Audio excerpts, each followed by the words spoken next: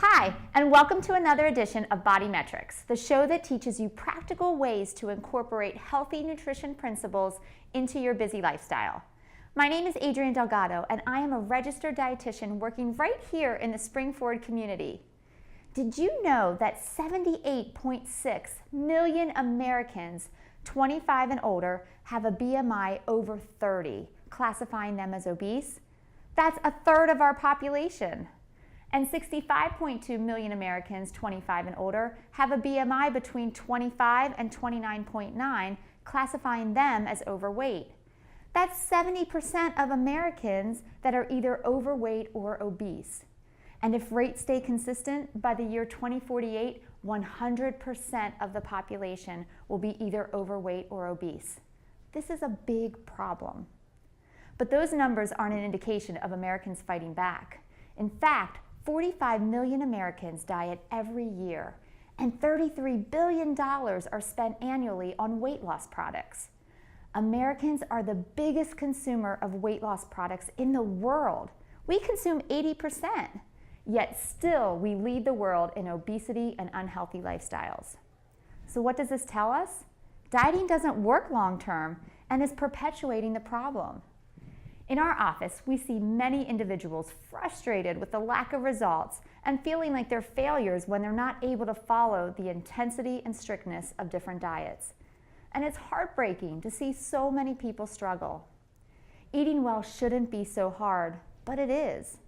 In fact, in 2012, 52% of Americans polled believed doing their taxes was easier than figuring out how to eat healthy.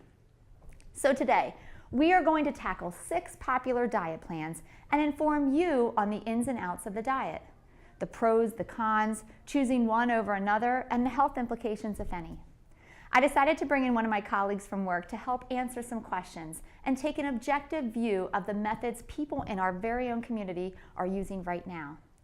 And at the end of going over each diet, we'll rate the method based on cost, easiness to follow, success rate, long-term success rate, and overall health.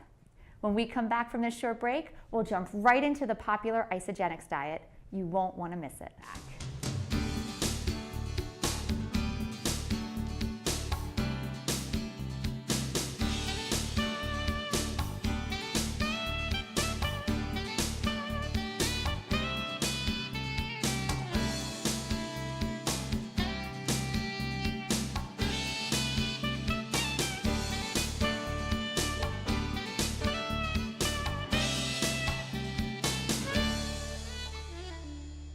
Hi, and welcome back to Body Metrix. My name is Adrienne Delgado, and today I'm here to introduce you to Heather Irwin, another registered licensed dietitian.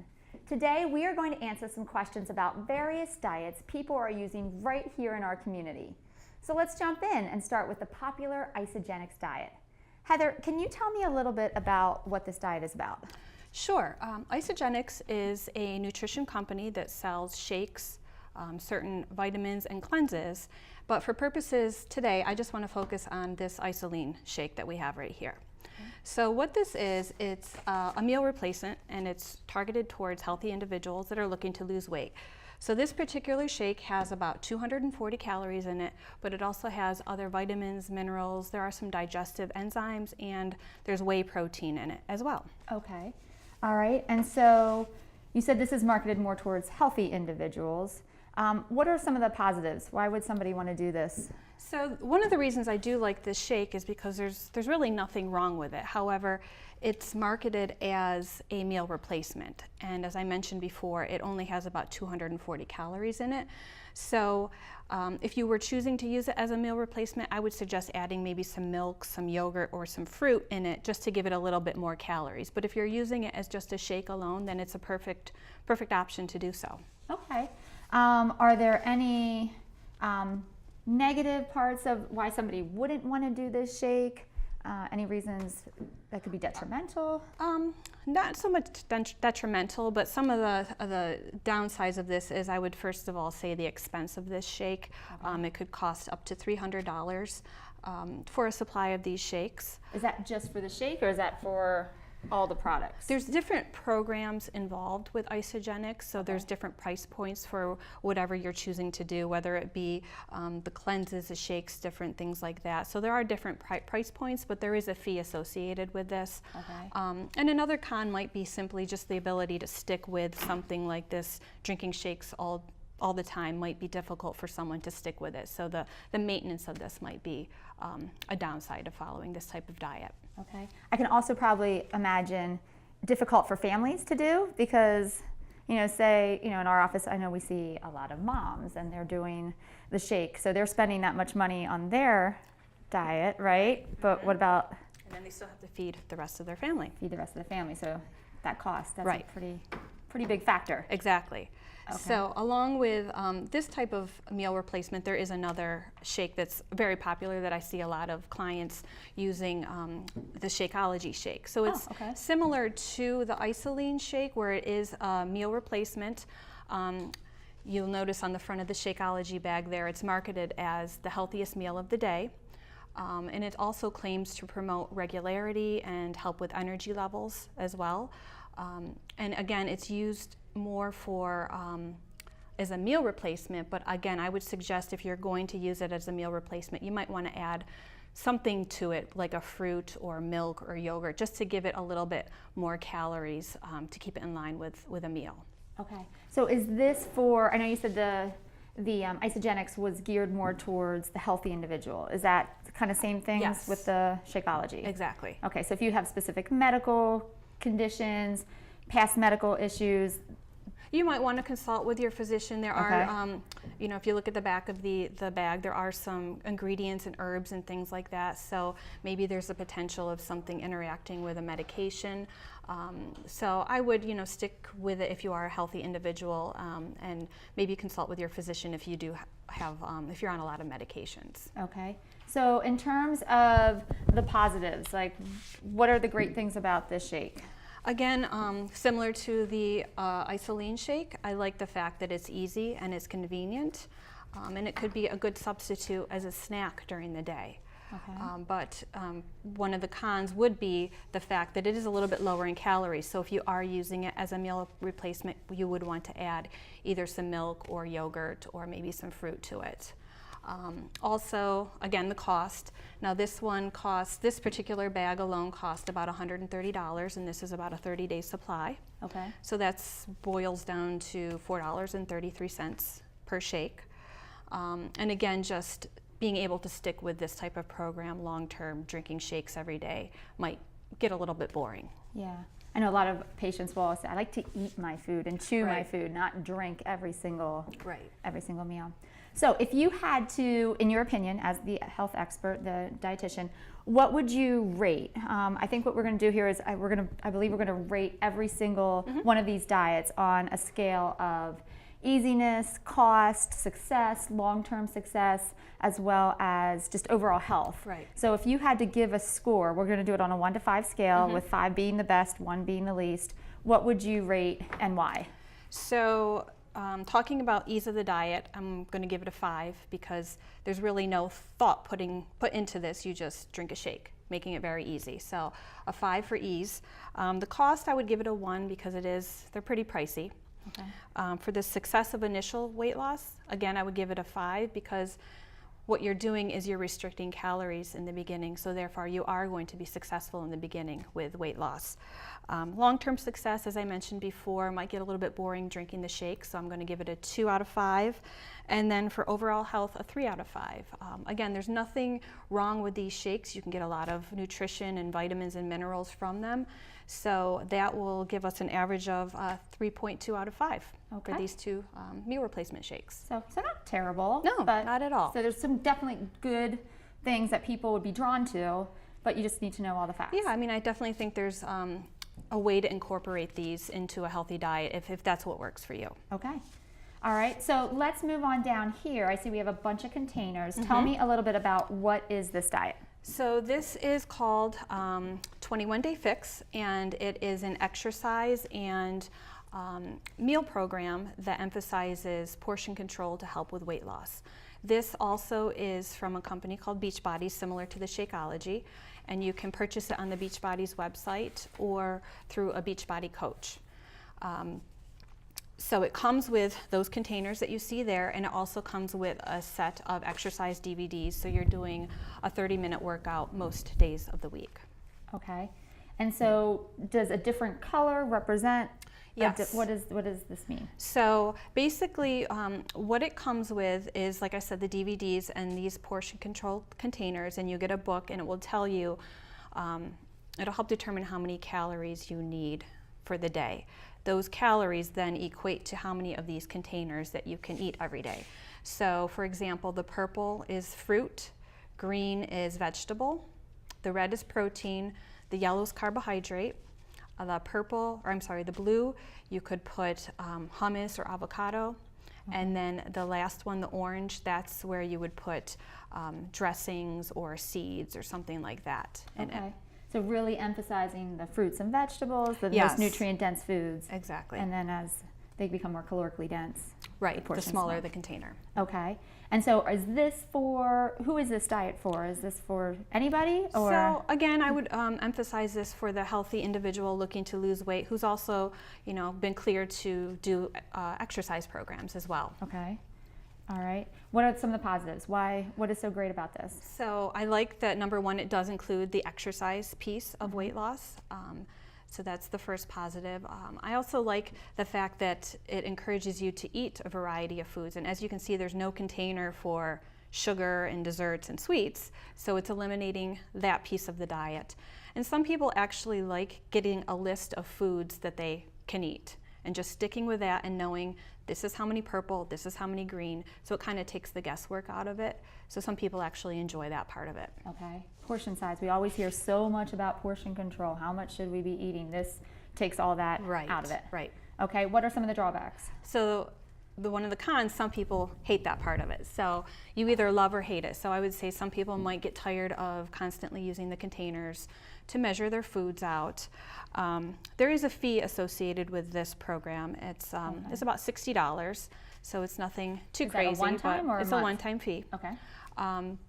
And then, as the name implies, 21-day fix. It's a 21-day program. So then what happens after the 21 days? I mean, hopefully they're still... Right, hopefully they've learned some techniques of how to portion control and they can kind of carry it through. Okay. Any other drawbacks or... Yeah, I guess like you said, what happens afterwards? That's Right. kind of the same gimmick with any of this stuff. Exactly. Okay. So if you had to give this a score, what would be your opinion? So for ease of the diet, I gave it a 3 out of 5. It involves some prepping in containers, so that's why I gave it a 3. The cost, I gave it a 4 out of 5. It's $60, so it's not as much as the cost of the shakes. The initial weight loss, the success of that, I gave it a 5 out of 5. So due to the portion control and the exercise, obviously someone is going to lose weight initially in the beginning. The long-term success, I gave it a 3 out of 5. Some people might get tired of using the containers, or maybe they get tired of doing the same workouts. It's every day for the week. Oh, because they're on DVDs. So Exactly. I believe there's 6 DVDs, so every day you're doing a different workout, but it's the same for the whole 21 days. Okay. And then for overall health, I gave it a 5 out of 5 because it does incorporate all the food groups and it eliminates the sugary processed types of foods. So overall, I gave the 21-day fix program a 4 out of 5. I wanted to make sure we also talk about this other diet called carb cycling. Yes. Carb What cycling. exactly is carb cycling? I know it's, I think it's becoming definitely more popular, but can you explain a little bit of what carb cycling is? Yes, great question. So carb cycling is basically a diet that revolves around mixing up how many grams of carbohydrate you have on each day. And so typically it runs on a 4 to 5 day cycle. There's many different opinions on how many grams you should have of carbohydrates on your high carb day, how many grams you should have on your low carb. Do you cycle it on a 4-day, a 5-day cycle? So there's a lot of variation and opinions on how to best execute. But pretty much the premise is you follow a low carb diet 3 days in a row, and then you follow that by 1 to 2 days of high carb. There are some programs out there that will even incorporate a no-carb day just to accelerate the fat burning. And a lot of these diets are geared more towards like the bodybuilders or the people that are doing intense exercise programs.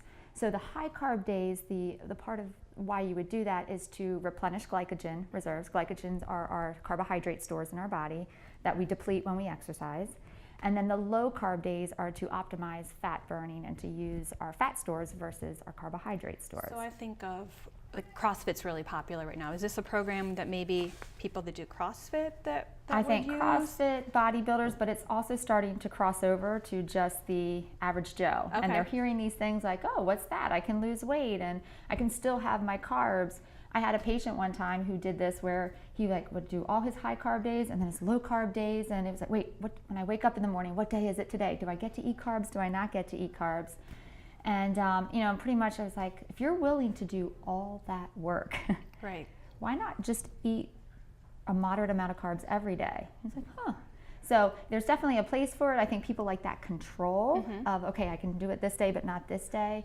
But you become a slave to Right. what day is it? So are there any pros to this type of diet? You know what, there are. So when they talk about carbohydrates, they really focus on the whole grain, healthy carbohydrates. So things like potatoes, sweet potatoes, brown rice, oatmeal, lots and lots of vegetables. So they are picking the nutrient-dense carbohydrates, the ones that offer you lots of fiber, lots of nutrition. The other thing that's really great about it is they're, again, kind of like the 21-day fix, they're eliminating all that processed food and refined sugars, things that we really shouldn't have a lot of in our diet, but the majority of people do. Okay. And then honestly, it works, when you carb cycle, but when it comes down to it, any diet that puts you in a calorie deficit is going to work regardless of whether you eat a Right. lot of carbs one day or a little carbs the next day. So there are some perks to it. So are there any cons to this type of diet? Absolutely, yes. Again, this diet is perfect for the person with a lot of free time on their hands. And from my experience, that's not many individuals. So it takes a lot of meticulous planning. It takes a lot of calculations, a lot of fine tuning, finding your specific niche where it works best for you. Constant evaluating, redrawing things, coming up with different plans. It's a lot of work. Sounds like it. It is. It makes going out to eat very difficult because if you don't know the exact number of carbohydrates in the dish you're picking, it makes it extremely difficult to make sure you're staying within Right. your carbohydrate numbers. Or going over to a friend's house. I mean, you're pretty much almost isolating yourself to make sure that you can follow it exactly. Long-term success, again, that's going to be challenging because I don't know many people that want to live every single day of their life based on how many carbs they can have. Right. So it doesn't give you that flexibility, and it kind of keeps you almost fixated, and sometimes that can go in a different direction, Right. an unhealthy direction. And finally, I would say it's the marketing, the advertising is a little flawed. It tells you you're going to lose fat faster, and that's not actually true. You'll lose weight, absolutely, but not necessarily fat faster. So if I had to rate this based on our criteria, for easiness, I'm going to say it's a 1. I'm going to give it the lowest rating just because there is so much planning involved. It's a lot of work. Right. All right. For cost, I'm going to give it a 4, simply because a lot of people struggle to get that much protein in their diet when they're taking out other nutrients. And so sometimes they'll resort to protein powders to get their needs met. That can get expensive. Success rate, I'm going to have to give it a 5. It works. Just like all these other diets, if you do it the way it's written out, it will work. Right. Long-term success, giving that a 1. This is not something that I find people can do on a consistent long-term basis. And then finally, for the overall health score, I'm going to give it a 3. Cycling carbs isn't going to hurt you. It's not harmful. I think where people are going to struggle the most, though, is getting in all their nutrients because they're constantly going back and forth.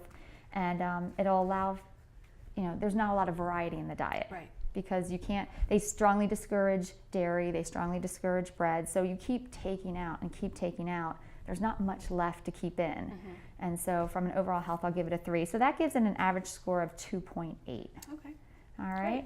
So we're going to take a short break, but when we come back, we're going to continue to explore 3 more dieting techniques and their healthfulness. We'll be right back. Morning, Gary. We are GetSchooled.com. You want a college education, don't you? You know you do. That's why we're here. We're free and here to guide you through every step of the way, starting with attendance. Gary, financial aid forms.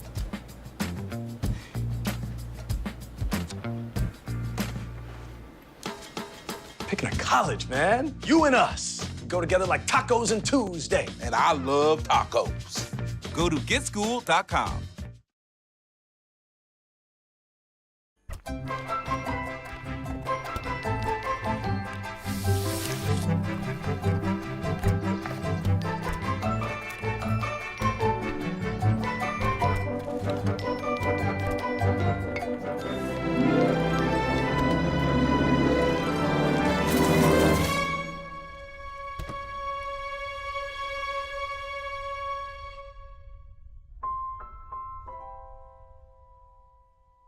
Hi, and welcome back to Body Metrix. Before the break, we discussed the popular diets Isogenics, Beachbody, 21-Day Fix, and carb cycling. The next diet we're going to discuss is the keto diet. So Heather, what is this all about?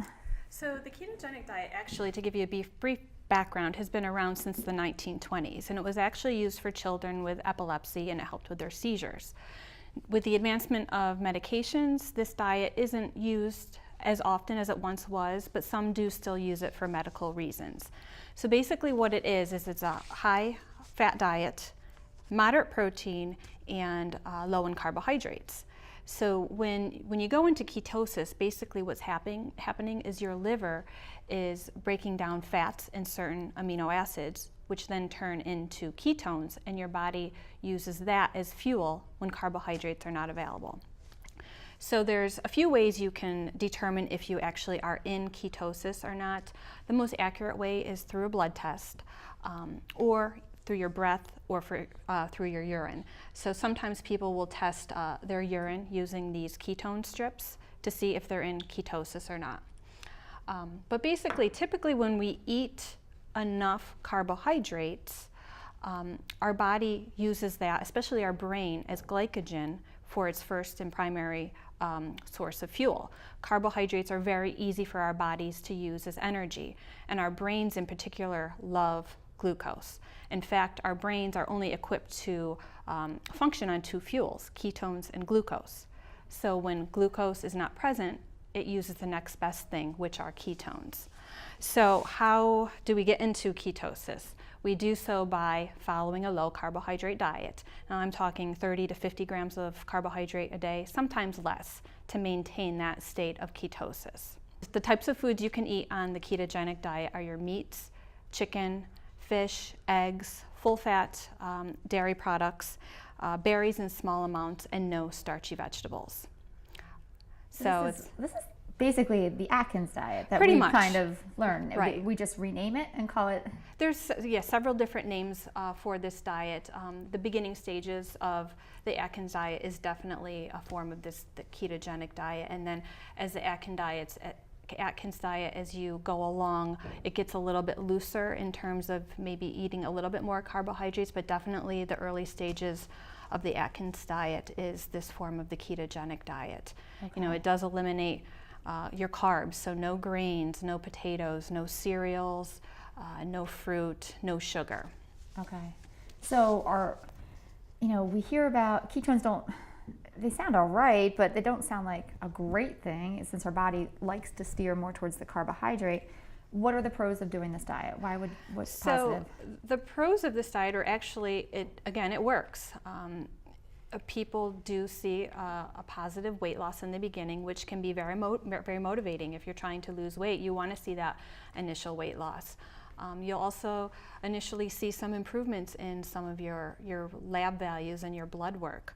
And some actually will feel fuller on this diet, even though they may be consuming a little less calories, because you're not eating a lot of the processed junk, which can make you feel sluggish, and then it causes you to crave more food. So then you're constantly on this cycle where when you're eating carbs, maybe you're wanting to eat more, but when you eliminate those from your diet, you don't get those cravings as much. Okay.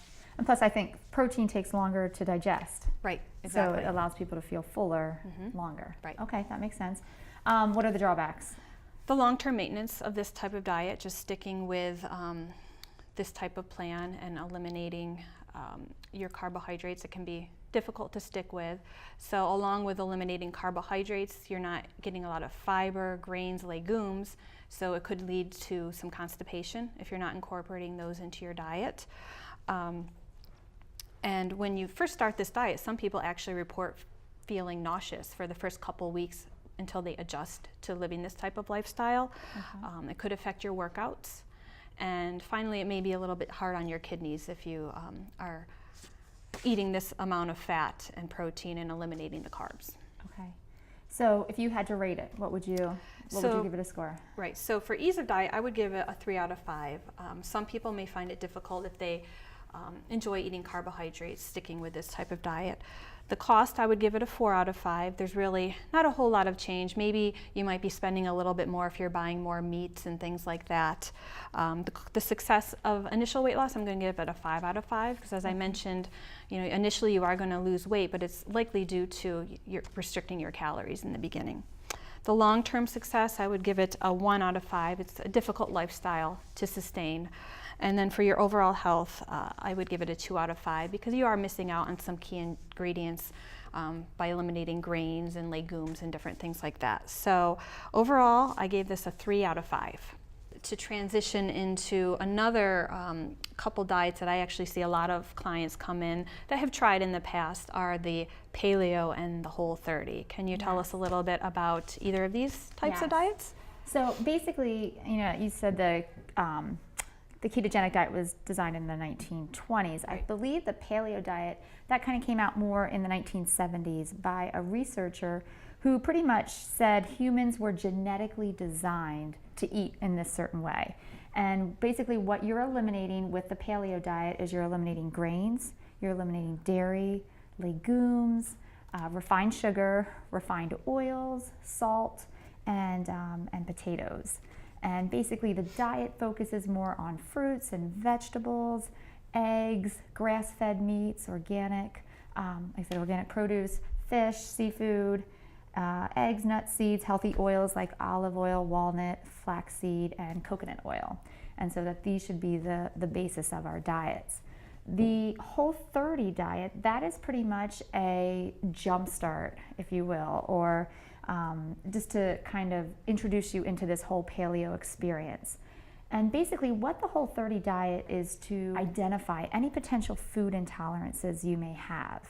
So a lot of diets, or a lot of the foods that we eliminate, have been shown to cause inflammation. For some people, they can have low energy levels, they can have certain skin conditions, or a lot of GI disturbances like gassiness and bloating and cramping, and sometimes that's based off of the food we eat. And so the Whole30 is designed to eliminate all of those foods for a 30-day period, and then after those 30 days, slowly reintroduce them one at a time to see if there's any intolerances. So it's a form of an elimination diet. It's an elimination diet, that's exactly it. And what I really enjoy about the authors, if you read the preface of this book, is it wasn't designed to be a long-term solution. It was just designed to see, do you have any intolerances? And the authors of the book will mention, you may not have any. When you do the reintroduction phase, you start to add dairy back in, you start to add gluten, you may not notice a single thing different, but how do you know if you never test it out? So that's kind of the basis of the Whole30 diet.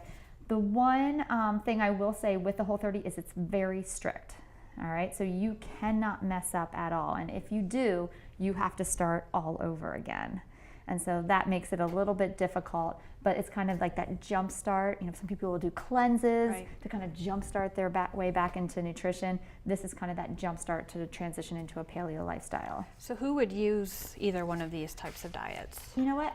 This isn't necessarily just for the healthy individual. Remember, like I said, some people with GI disturbances, skin conditions that don't clear up with topical creams, people with very low energy or certain autoimmune diseases actually would benefit from doing this diet to see if there's any foods that are causing or are acting as a trigger. Okay.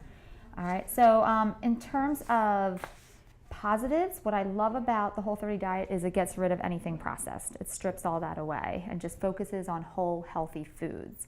There's no weighing, there's no measuring, like we saw in the 21-day fix. And that's great for portion control, but for Whole30, what they want... No counting calories? No counting calories. It is all based on just getting good, healthy foods into your body. Okay. In fact, they actually strongly discourage you from weighing yourself, because that's not the point of this program. The point is to see how you feel and to take those non-scale victories into account. If you lose weight, that's great, but if you don't, there's more important things to work on. And like I said, not created to be a long-term solution, so it's more of let's identify and move on to what works best for you. Okay. Any cons with either of these diets? You know what, again, they can be restrictive and limited because they don't allow things like dairy or beans or grains. It makes things difficult, so going out to eat can be challenging because if you can't use regular flour, you could use coconut flour. Now, I will say the paleo has gained so much popularity that there are so many options out there now. If you were gluten-free 30 years ago, you were very limited in your options. Right now, all the restaurants have gluten-free options. Restaurants, and grocery stores, yeah. like there's a whole entire section. So there's definitely more options available, but you can't just go wherever you want and order something. You have to make sure you're prepared, you pack something. Again, it's that strict adherence for 30 days. So a lot of people don't like that there's no leeway. Right. They definitely discourage snacking in between meals, so people that have long gaps in their day between like lunch and dinner might find it difficult to adhere to. Okay. One thing I forgot to mention was with the Whole30, they strongly discourage you making foods, let me say like convenience foods, out of allowed or legal ingredients. So for example, you can make a pancake out of eggs and a banana. But they strongly discourage that because they're trying to get you out of the habit of picking those quick, easy foods. And rather than going to the pantry and getting some chips for a snack, they want you going into the refrigerator for fruits and vegetables. So it kind of changes that mindset. There's no place for convenience foods in this diet, so you need to be prepared. You need to have a plan. And again, it could cause a little bit of some social isolation. Sure. Because if you aren't trusting the person that's preparing the food for you, and you don't want to start the Whole30 all over again, it's just easier to stay in your house, in your box, make your food, and make sure everything works out. So how would you rate these diets? So in terms of easiness, I'm going to focus on the Whole30 when I rate these diets. In terms of easiness, I'm going to give it a 2, just because there's so much planning and there's so much strictness in it. There's not a lot of leeway to mess up. Cost, I'm going to give it a 4, just simply because if you're buying all the meats, they really like you to buy the grass-fed, organic, and that can get a little bit of expense for somebody that doesn't have a large budget to work with. Things like ghee, which is clarified butter, and that's a lot more expensive than regular butter. So coconut oils, all that stuff can get a little expensive. Success, 5. It works. It is a great diet at identifying any food intolerances. It works perfectly. But long-term success, I have to give the Whole30 a 1. And the authors understand that. They even recommend in their preface, this is not a long-term solution. So I can't give it anything higher than a 1 for that. And then finally, for overall health, I'm going to give it a 5. It's not harmful, and in fact, it can be a very helpful tool. One that we use in our diet when we have people that come in for autoimmune disease. We follow something very similar to this to identify. So there's definitely a lot of positives and health implications for choosing this diet. Okay, great. That would give it an average score of 3.6. Very good. All right, so I figured we would close the show, at least the information part. We still have some food to make at the end, but talking about what a dietitian does. What do we do? Exactly. A lot of people don't know. They have That's no one clue. question when clients come in and I ask them, what do they expect of me? And lots of times the answer is, I'm not sure. I don't know what to expect, what a dietitian does, what you're going to teach me. So what do we do? What do we do? That's a great question. So really we're the health professionals, and we work at educating people on healthy foods for their diet, healthy body shapes, healthy lifestyles, right? You hear this word so many times, this healthy lifestyle. It's not a diet, it's a lifestyle. But really that's what we're promoting. And so looking at the whole body in its entirety. Are you moving? Are you sleeping? Are you eating the right foods for your body? That's kind of what we do. And I always, some people are scared and nervous. They think, oh, you're gonna make me, I can't ever eat my favorite foods again. Right. It's just gonna be another diet. And I have to kind of shut that down a little bit and say, like, no, we're basically the bridge between where you're starting at and what your goals are. And we help create a plan each step of the way that you're, as the patient, are very active in creating the goals, right? So we're not trying to push our agenda. It's you come to us, this is where I'm at, this is what I want to do. Okay, let's just map out the plan. Right. So I don't know if you have anything different to add to that, or if you... No, yeah, I agree with all of that. So, I mean, what, in your experience, what types of people go to see a dietitian? You know what, really it's anybody. That's, you know, we're trained in birth to 99, right? We're trained in medical nutrition therapy. And so basically what that means is, you know, any disease, any I think that's what sets us apart, is the medical nutrition therapy piece of it. So you have your isogenics, you have your Shakeology, and they're geared for the healthy overweight individual. Right. But what if you have high cholesterol? What if you have kidney disease? Diabetes, all those things. They need to be put into the plan, because at this point in time, over half of all American adults have at least one chronic disease. So we're not just seeing that isolated overweight individual, healthy individual. Now we have a lot of other medical conditions. Right. So what do you think are the pros to coming to see a dietitian? Gosh, the pros, there's so many of them, of course. So I think really where we stick out is it's an individualized plan. It's not a cookie cutter plan. It's looking at your health, your past medical history, your family medical history. It's looking at your lifestyle. It's looking at your budget, and putting all of those things into place to create a plan that works for you. And so it's customized, it's low cost. You know, again, some people, we don't have any supplements. That's the first thing people say, what are you going to try to sell me? Right. No, we want to do this with real food, something that you can do long term. And I think that healthy lifestyle approach is the long-term solution. So do you think, are there any cons? Well, I mean, I would like to say no. However, I do realize, you know, I'm being realistic here. To eat healthy, it takes a little bit of time and effort. You know, it would be a lot easier to grab a shake, but again, does everybody want to drink their food every day? Right. Not always. So it does take a little bit of planning, but we help make that transition as painless as possible. Right. So how would you rate the registered dietitian? Oh, very high, of course. In terms of easiness, I'm going to give it a 5, because we work with your goals, and we only go at a pace that you're comfortable with. Cost, I'm going to give it a 5, just simply because there's no products, no supplements to buy, and again, we work within your budget. All right. Success, 5. It works, just like all these diets. I think if you remember, every single diet that we talked about today is a 5, because they all work. Right. But long-term success, this one is going to get a 5, because it's that healthy lifestyle. I will always tell patients, like when you're in the dairy aisle and you're in front of the milk case, do you sit there and agonize every day, like, which milk do I buy? The 2% or the whole milk? The 2% or the whole? No, you don't do that. You just grab your milk and you go. That's the kind of stuff that we discuss. Like, we just make it part of who you are. You just do it and go. That's how we know it's a lifestyle change and not a temporary quick fix. And then finally, overall health rating, I got to give it a 5, because we take into account all of the medical nutrition therapy. And so average score is a 5. How about that? So there you have it, an overview of some of the popular diets trending right now. Our job was to present the information in an informative way so you can make the best decision for you. When we come back, we're going to make a quick, easy Mediterranean bowl that can be used for lunch or dinner, and no-bake, delicious energy bites. You won't want to miss these 2 great, tasty recipes. What are you, superheroes? Just 4 brothers who hate bullies and love this city. Whoa!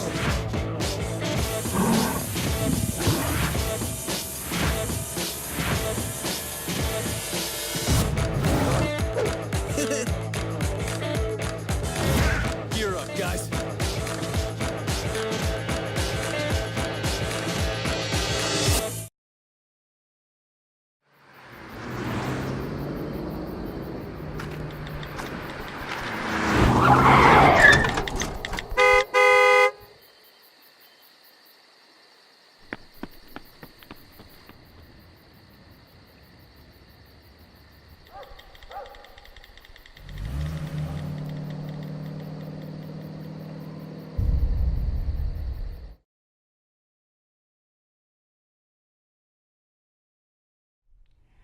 and welcome back. For the cooking portion of our show, we are going to make a Mediterranean bowl and no-bake energy bites. So let's get started because this is definitely a recipe you will want to add to your collection. Now for this recipe, we are going to need the following ingredients. 16 ounces of plain yogurt, 2 cucumbers peeled, seeded, and diced, 2 tablespoons of olive oil, a half of a lemon juiced, salt and pepper to taste, a tablespoon of chopped fresh dill, and 3 cloves of garlic peeled. So for this Mediterranean bowl, the first thing we're going to do, these recipe ingredients are for the tzatziki sauce. Now we're going to make it in-house here, but if you're really pressed for time, you could actually buy this at the grocery store. And so let's make our tzatziki sauce. So we need our yogurt, and everything is going to go right into the food processor. So throw the yogurt right in. Oops. Helpful if I take the plastic off first. All right, now I'm using a plain Greek yogurt here. Greek yogurt has a higher protein content, so it's a little bit thicker in consistency, but you'll get used to that after a little while. All right, so we put in our yogurt, and then I'll add in my cucumbers. And again, I already got all the seeds out of these, diced them up just so it mixes up a little bit faster. All right, and the nice thing about this is everything just gets dumped right into the food processor. We're going to use half of our lemon.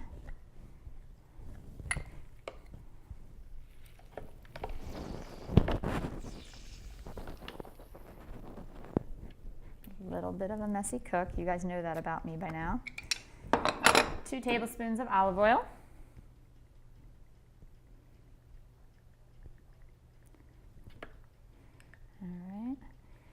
You can use olive oil here. You can even use a canola oil. That's also a nice substitution. A little bit of salt and pepper, just to taste, not much. If you're watching your sodium intake, you can just omit this part. I'm going to use a teaspoon of dry dill. You could also use a tablespoon of fresh chopped. And then finally, 3 cloves of garlic. Now I actually had more like 6, but that's because they were so tiny, so I threw in a couple extra. Just going to put your food processor on, and we're going to just mix this until it's incorporated.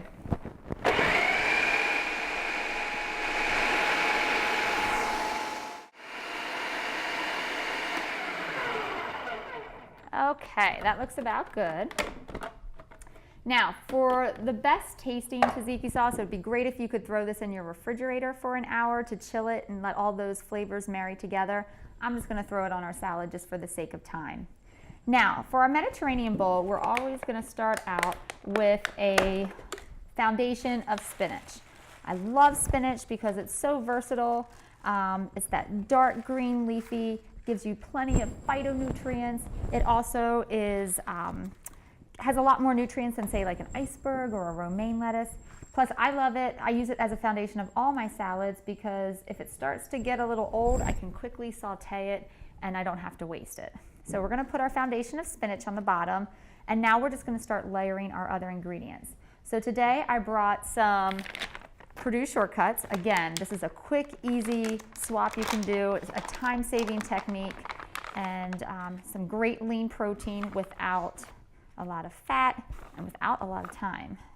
Because I don't know about you, but in the morning for lunch, when I try to get my lunch packed, it's just easier if it can be quick and pretty much ready to go.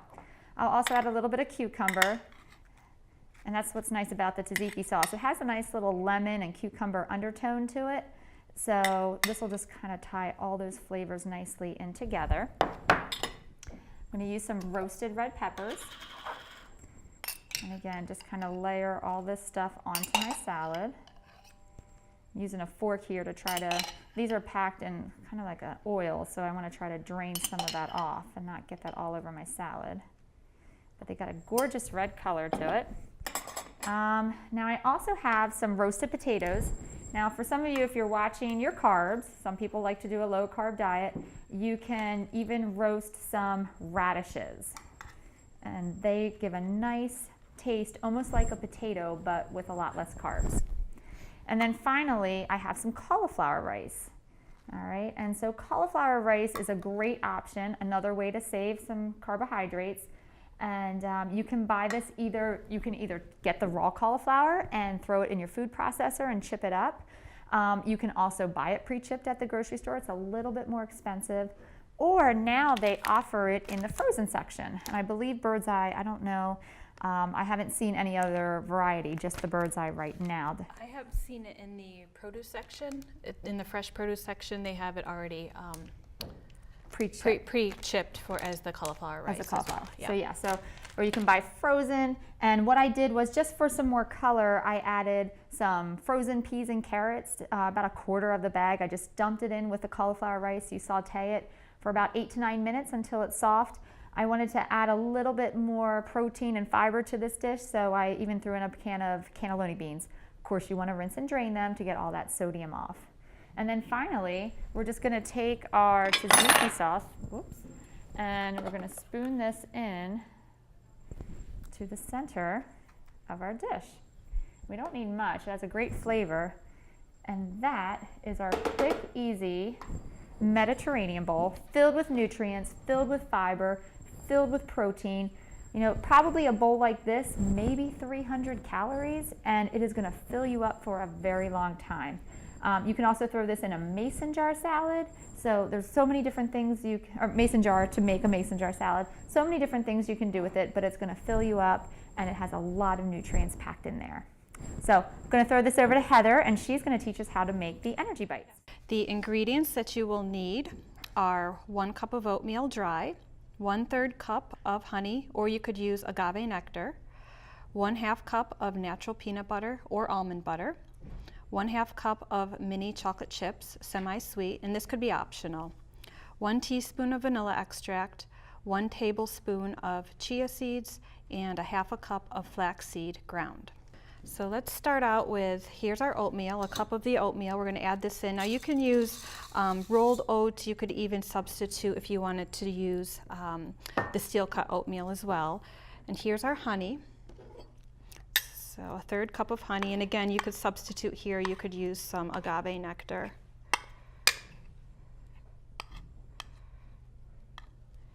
And 1/2 cup of natural peanut butter or the almond butter.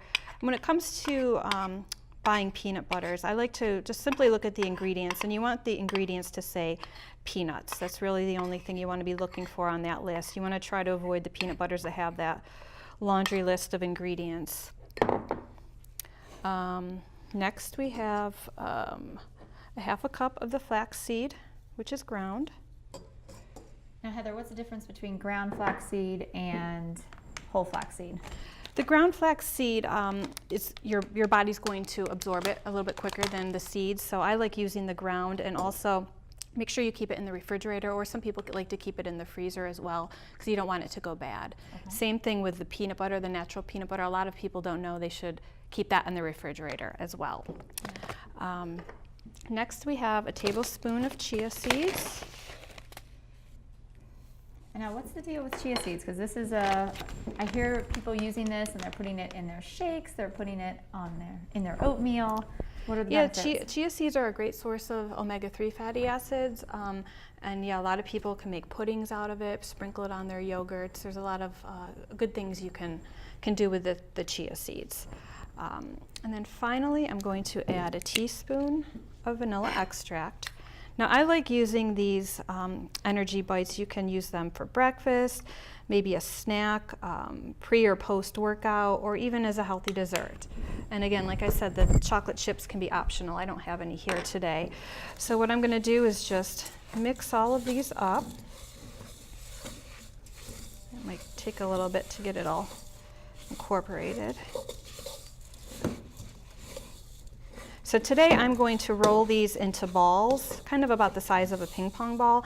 But another option is if you want to line like a 8x8 baking dish with parchment paper, and then you could put them in the dish and kind of use them as a bar as opposed to a ball. And then I would suggest keeping them in the refrigerator after you make them. As I say, how long do these last? If you, I mean, I would say a few days up to a week. Okay, like 5 to 7 days. Yeah, definitely. Okay. So I like getting my hands messy, so I often just will pick it up and just roll it into a ball with my hands. It makes it a little bit easier. And then I'll put them on my plate here. This would be fun for the kids to do. Yeah, absolutely. And they love eating them.